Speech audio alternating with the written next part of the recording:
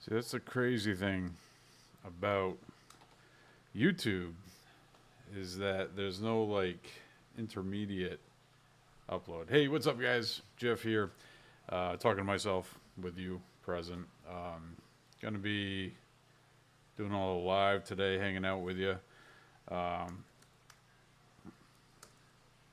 Talking about reef tanks. See what's up with you guys. I wanted to put a video together today, but just running low on time.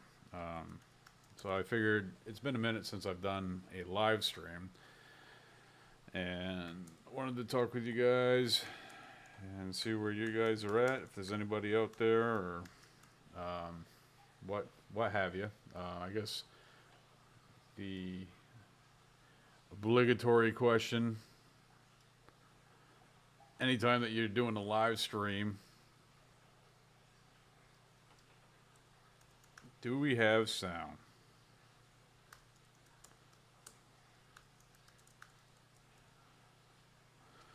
Do we have sound? Chattanooga, Tennessee, that's cool. It's a fun time. Service customer of mine just was down in Tennessee and showed me a bunch of pictures from his trip, which I didn't realize the rooftop game in Tennessee at the bars is strong. All right, we got 6 people watching, loud and clear. Thank you, Will. I was gonna re-ask that question again. So I got a couple things that I want to talk about. Nothing like any type of methodology or subjects. I just figured I'd jump on here and talk with you guys. It's been a long time since I've done a YouTube live stream, and wanted to knock the dust off. Ontario, what's going on? Good morning. Yep. Spent some time in Canada myself. Quite a bit of time. Went to school at the University of Maine at Fort Kent, and I would go to Canada so I could partake in the things that you can partake in when you are 18 years of age. All right, so I'll do a little bit of housekeeping while you guys jump in here. If you got any questions, anything that you want to talk about, feel free. Subject of today's podcast is up to you. Podcast. Look at me. Look at me going. I'm used to, this is where I podcast. If you guys listen to Saltwater Aquarium Radio, this is the room. This is where it happens. Not a whole lot going on. But anyways, fun little QR code here. Not sure where that's going to take you. I have an idea, but figured I'd throw that on there for you guys. If you want to be able to scan that, check that out. Also, auctions. So I started doing auctions, and I haven't done a live sale. I didn't do one last month. I need to get back on it. I want to try to figure out how to do both Facebook and YouTube at the same time on live sales, but that's something kind of where I'm jumping in, checking this out today, just to see where we're at as far as streaming on YouTube.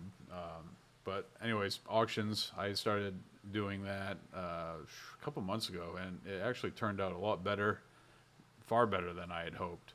I was considering, because as a person who grows coral, at a certain point, especially being a local fish store, you can only sell, so many red money cap to the general public before, like, all right, we have enough red cap there, Jeff. So I was considering doing, some other auction sites, but I really struggled with not owning the process.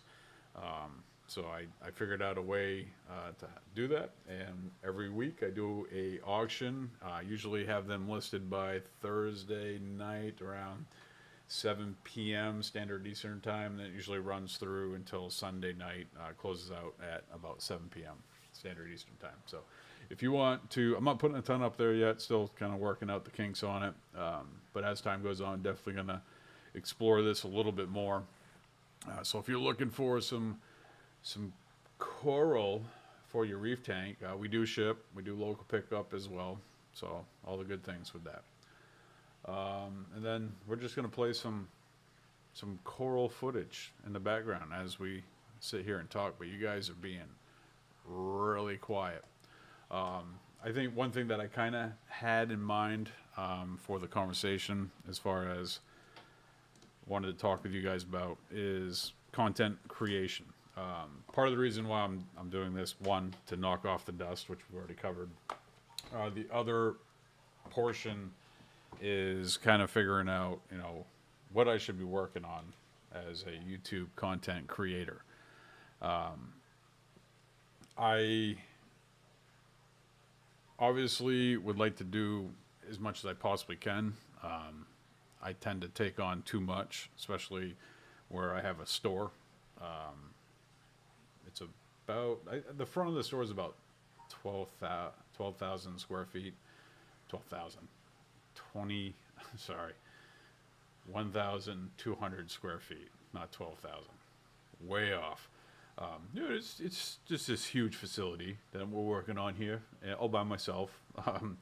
Anyways, so it's a good sized store, and the whole commercial space is about 2,000 square feet, and I have systems out back as well, where I grow a lot of my coral. As far as the future of Corals Unlimited, there's a lot of ideas out there. Not limiting anything, but definitely want to explore as many options as I can with it. It's been good. Business has been a lot improved over the last couple of months in comparison to the years previous, which is encouraging for sure. But it's a lot of work. And then you take that's just one thing I do. I also do service. That's another part of Corals Unlimited. Good morning, Oscar. And then there's this, right? So this is kind of what started it all, putting content out on YouTube.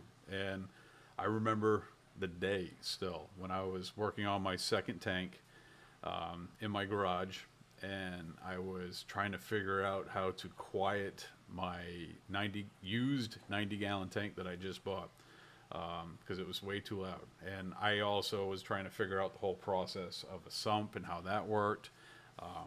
But ultimately, that's where it started, just sharing the hobby. And that's really dating myself, other than this dating myself. Social media really wasn't a thing then, and I think to see the hobby explode over the last 15 years is awesome. But I got a lot of things that I'm working on, and I want to get the most value out there for you guys, and also fill that creative need that I have to be able to create content. But Oscar asked, where is my store located? So I'm a Mainer. My store is located in Maine. We're about 30 minutes from the coast, up in Topsom, Maine. If you Google Corals Unlimited, all the stuff will pop up on that. We've been open, what is it? Well, this is our 4th year being open. Learned a lot, and it's been a very good education in business over the last couple of years. But we're plugging away.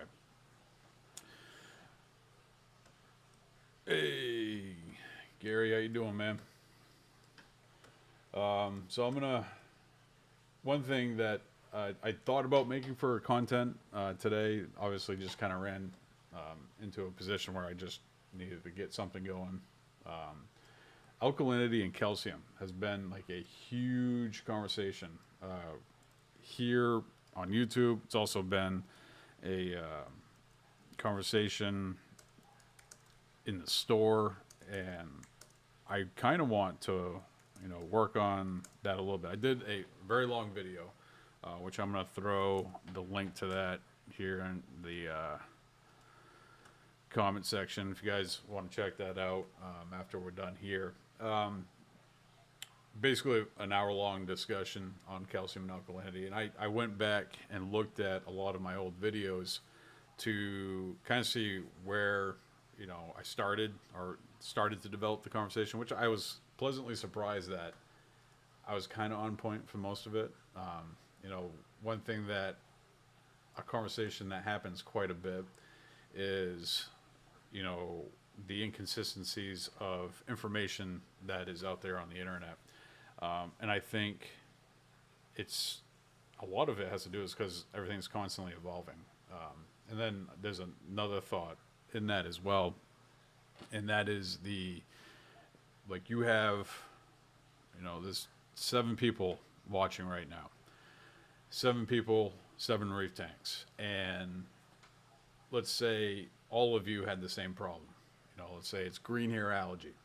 And that you all try something different to fix that problem. And there might be different nuances, and you might even, a couple of you might have tried the same way, but there might have been a different way you went about it.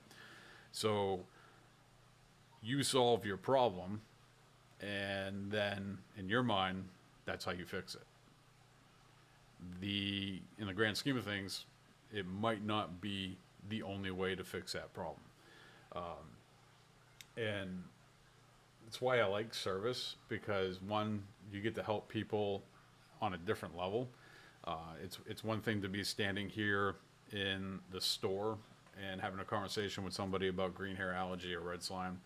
It is a really different conversation to be standing in front of somebody's tank, having out your test kits, testing their water, even taking care of the tank. That is an education all in itself. And then, I hate it, but it's I guess it's part of being a human. Is I'm better about taking care of other people's tanks than I am sometimes taking care of my own. And I had one customer where we were doing weekly ICP testing, and then I had the full lineup of HANA instruments, and I was logging all the information and the test results that I was getting, weekly from his system, and then also we were getting the results from ICP, and we were comparing the notes on those, and that really is what validated HANA checkers for me as a hobbyist, and also as somebody that makes their living from this, and how accurate they are, because we had that information from 2 different sources, and we were able to also observe what was happening in the tank, which is huge. And then you take that type of thought process where you're testing, you're logging, you're seeing what's taking place in a tank, and then you have 10 people that you're taking care of.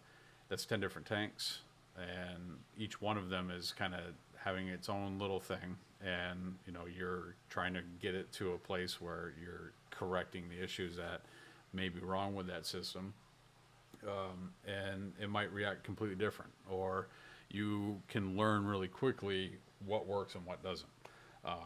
But I think that's where a lot of the misinformation that happens on the internet as of late, or people that are new getting into the hobby and be like, well, this person says this, that person says that, and there's a lot of conflicting information out there, which can be frustrating from a new hobbyist. But I would tell somebody that is looking for information, one, go check out your local fish store, support them, and then see what they have to say, check out their systems,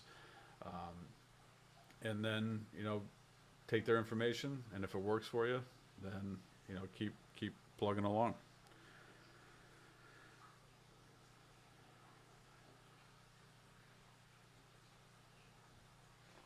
So, but yeah, I want to, as a content creator, to get to a place where I have a little bit more rhythm than I do. I feel like it's been a lot of stop and go. Like I was killing it as much as I can kill it on here on YouTube.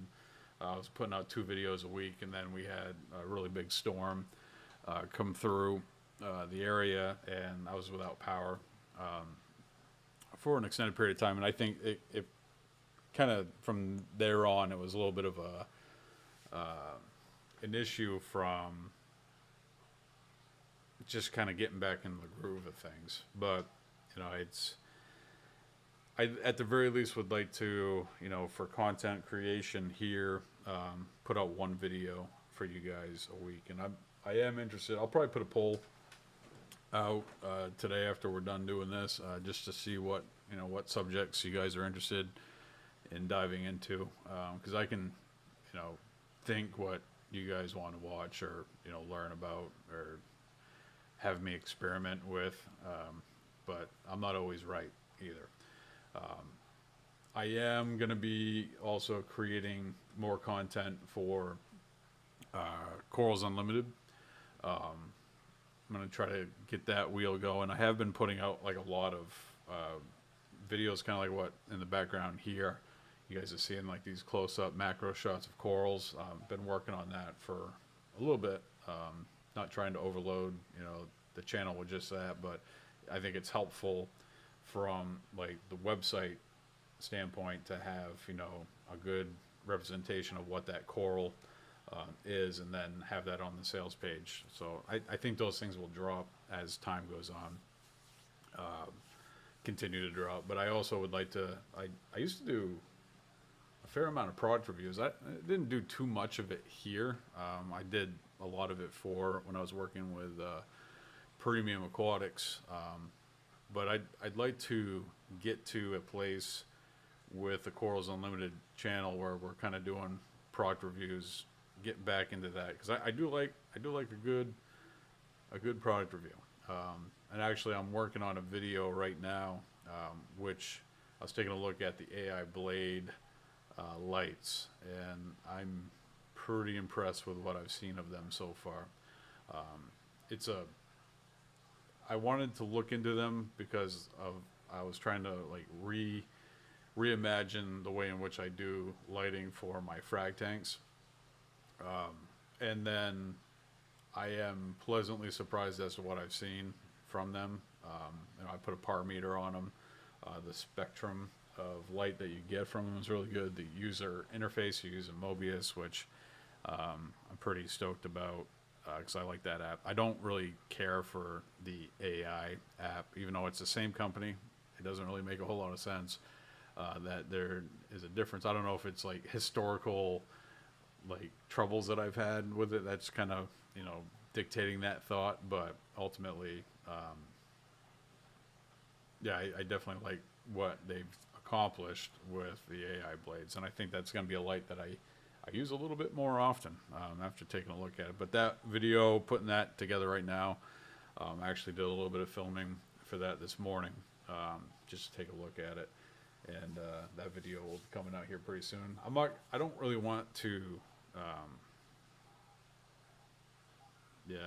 I'd like to do a video a week with that channel as well, just to continue to build that up. And also live sales. I haven't done a live sale in like 2 months now. And I'd like to start, I mostly do them on Facebook just because it's a lot easier for me. I guess it's just I've done more streaming on Facebook. That's probably why. But I'm a little bit hesitant to be streaming both on YouTube and Facebook at the same time. I'm not entirely certain that the internet or the computer could handle that, but ultimately I'd like to dive into that in a little bit more detail for sure. So we already talked about this earlier, but I know that some people have been coming in, jumping out, that sort of thing. So we talked about at the beginning of the stream that we got auctions. I do auctions now, weekly auctions for corals. So I'm going to throw a link to that in the comment section. If you guys have any questions, feel free. Don't hesitate. I'll jump on whatever subject that you want to talk about, as long as it's reef tank related. But ultimately, just wanted to drop in, talk with you guys, shoot the breeze, knock the dust off on the old streaming on YouTube deal. But yeah, nice little shot of some scrambled eggs. One of them buttoned up. See some. I thought that was a pod crawling around on it. How much is shipping, Oscar? So I only ship U.S. Lower 48, but typically it's $50, I think. So on the auctions, it's $50 flat.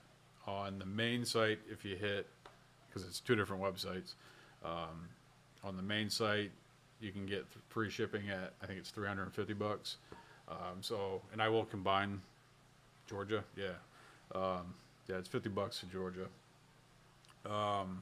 And I typically ship out Tuesdays and Wednesdays, just to try to mitigate any potential layover that could happen over the weekends.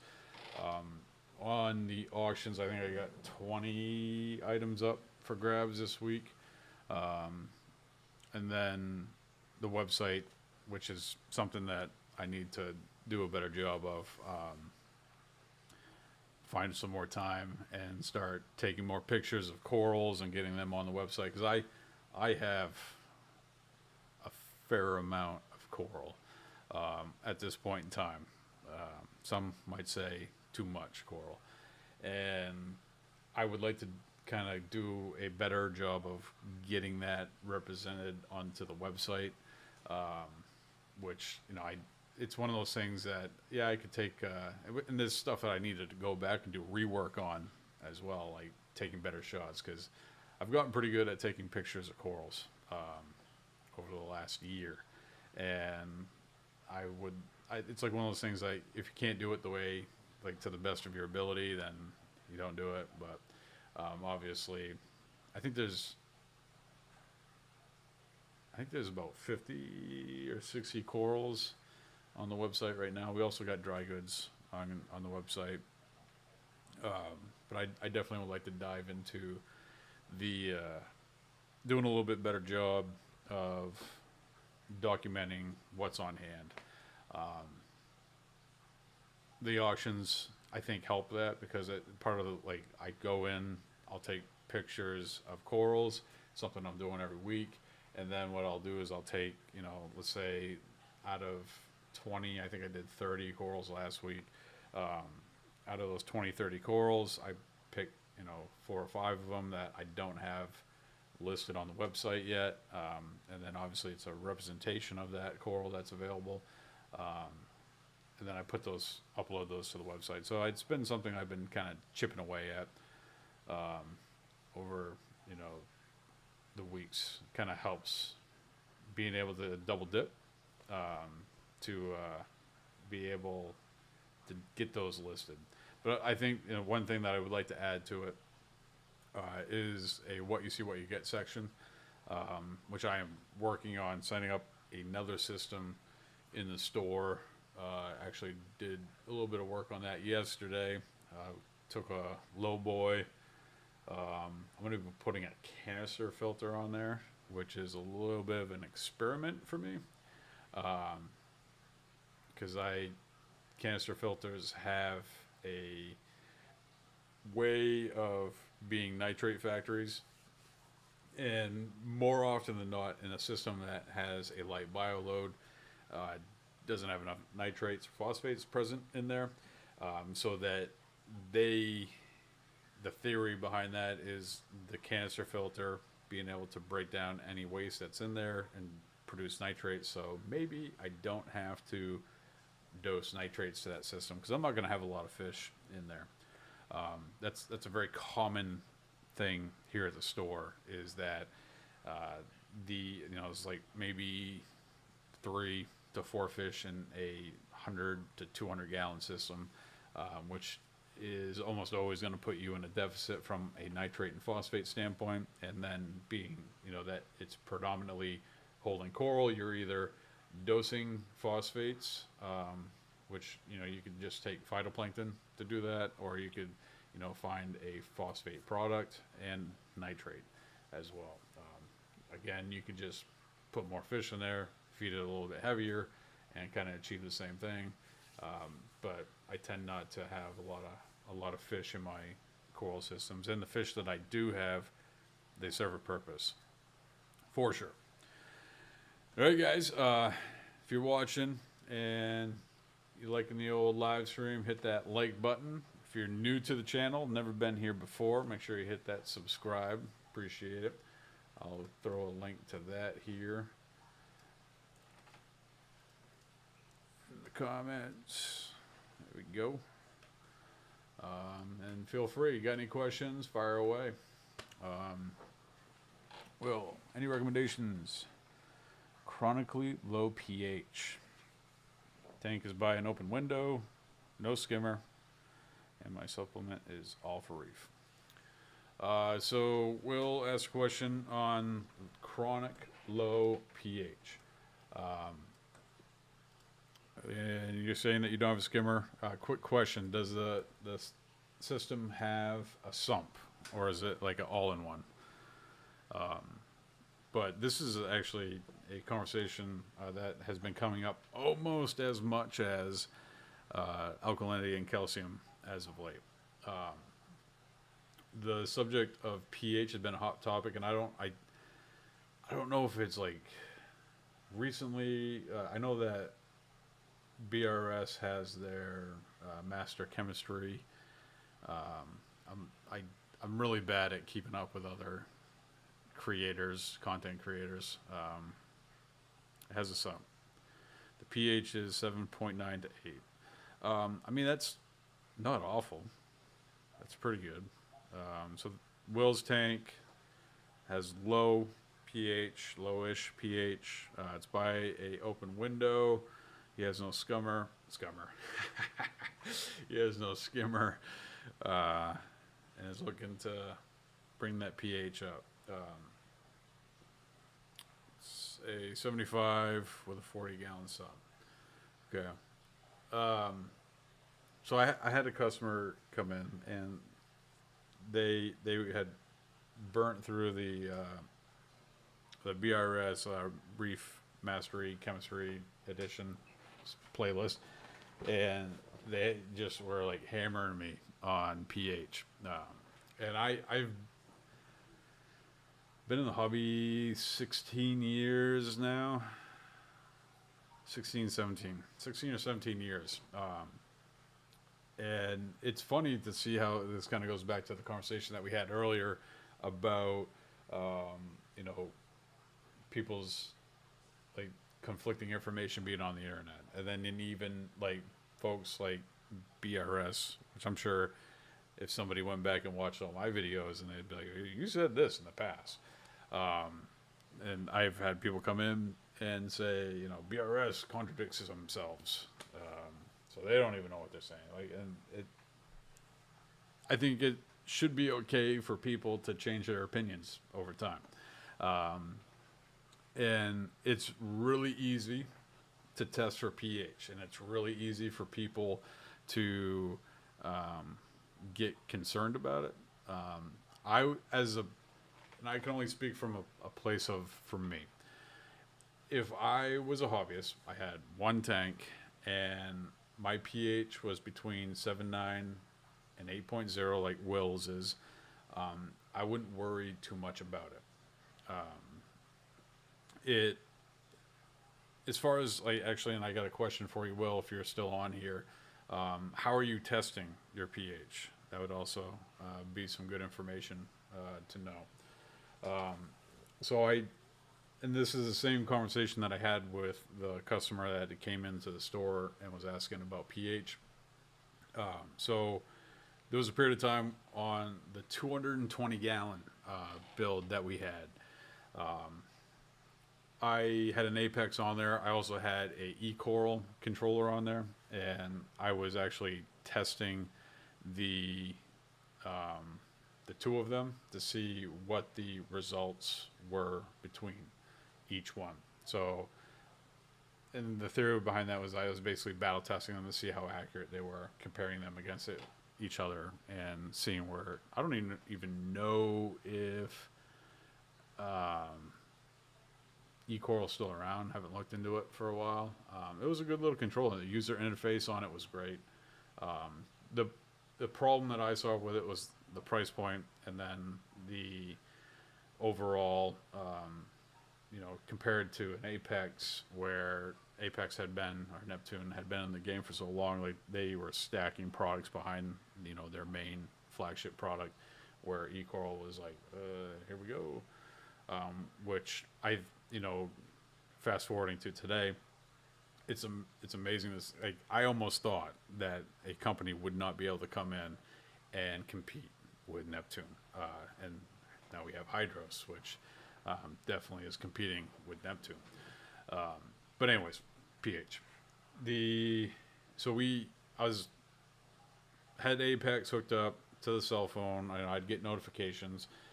We had a birthday party for one of the kids, and then it was cake time, so everybody piled into the house, and my daughter's birthday is in May, and being May, usually a decent time of year, started getting notifications on my phone because the pH had dropped to what I had set as a unsafe level, and all I did was walk into that room that the 220 gallon was in, open the window, and the pH normalized. So Will said that he's using Hannah products with a pH pen. Okay. So with the Apex, it was monitoring pH constantly. And when part of the Apex Fusion is, you can see your graphs, and your graphs will actually have ebbs and flows to it. So you'll see peaks and valleys, and typically what happens is when your lights kick on, your tank goes into oxygen production mode, and your pH will start to climb. It'll peak at some point, and then once the lights start ramping down, if you have lights that do that, then you'll start to notice that pH will start to drop.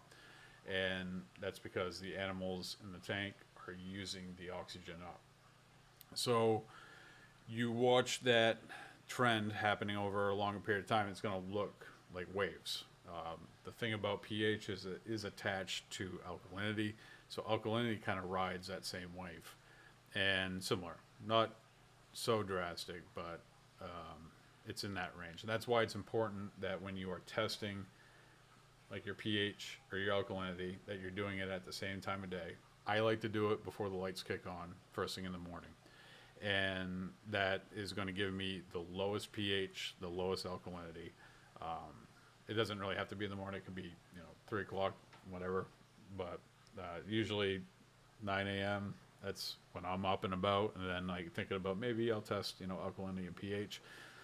So when I'm doing my dosing for alkalinity, I'm using that information. I don't really chase the pH. Still to this day, even being a person that grows coral for a living.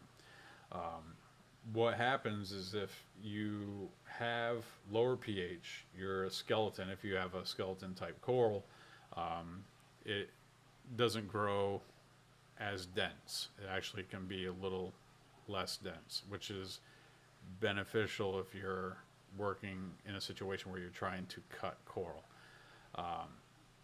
As far as like buffering pH, I am probably almost always going to try to do it a natural way, as opposed to trying to put even like something like a pH buffer into the system. To a degree, you could, if you had the right alkalinity product that is going to actually have an impact on pH, then you could dose your alkalinity at a time that's going to buffer the pH to a degree. But in Will's situation, he's 7.9 to 8. That's not horrible. That's actually pretty common for a tank that is not using a skimmer, because skimmer will help put dissolved oxygen into the system. And depending on what time of day that you're testing that, you don't really want to be super high either. Like, there's a certain line in pH where like you're kind of flirting with disaster, but there's probably more things at play than just pH at that point. But some things that you could do, to buffer that naturally, open a window. Another one would be put a skimmer in there. If the skimmer is not getting fresh air, you could run a line from the skimmer intake to outside so that it's pulling, which is, I mean, I've never been a fan of drilling holes in my house for a skimmer and to increase pH. You can dose alkalinity products in the evening to help, reduce the wave action of pH as it goes throughout the day. And then also another thing that you could do is have a refugium. If you don't want to do the skimmer, you could do both, really. The refugium that is counter lit or lit 24/7, probably going to see more impact from a counter lit standpoint because it's going to, be working the opposite lighting schedule of your tank. But basically, as long as there is a light on somewhere, you can kind of mitigate the overall pH swing that potentially could happen in the system. That's probably my preferred way of doing it. I also am a pretty big fan of dosing alkalinity at night when the lights turn out, just because that's going to keep like your alkalinity from going and your pH going sky high during light hours, where it's going to be less impactful to the overall chemistry, and then help stabilize things a little bit. pH isn't really that high in natural seawater, so we got to kind of think sometimes about where these animals live, where they come from, to be able to replicate what the best environment is for them. But yeah, well, using the Hannah products, that's good. I like them quite a bit, and cross-referencing redundancy is always a good thing. Being able to double check. I wouldn't spend too much time worrying about pH, and it's interesting because that question kind of comes up a lot. Winter months, your pH in your tank's probably going to always be a little bit lower, especially depending on what type of heating system that you got. Summer months, it's going to naturally be higher because we keep our windows open, depending on where you live. But yeah, it's kind of a fickle thing, and as the wind blows, can have an impact on it. So, yeah. Well, guys, couple things here. Gonna start working on getting the store opened up here. Got a busy day ahead of us. We gotta top some tanks off and get these auctions closed out. Again, if you guys are interested in getting some cool stuff, this is actually a screenshot from this week's auction. So these items are available, plus a few others. We do shipping on that stuff, and we also have local pickup if you are close. I know I saw a couple of local folks in the comment section. And then a little fun QR code, you could find us. But yeah, appreciate you guys hanging out with me. It was good to get the old live stream going, and hopefully we can do a little bit more of this here. I think in a perfect situation, maybe we're doing one live stream a week and then one video a week. But I was just working on this AI video and kind of got sucked into that, and then obviously needed to create some content for Mad Hatter's Reef, so I figured we'd just do a little live stream. But I appreciate you guys. If you're new to the channel, make sure you hit that subscribe button. If you have anything that you would like to see for content in the future, leave a comment in this live stream or in the comment section down below. I'll be sure to update all the the description, all these links that I threw into the comment section, I'll put in the description, so you guys can check that stuff out for those that catch this on the later. Josh, what's up, man? You'll be up later today. All right, I'll be here. So appreciate you guys. Thank you for hanging out, and I will see you soon.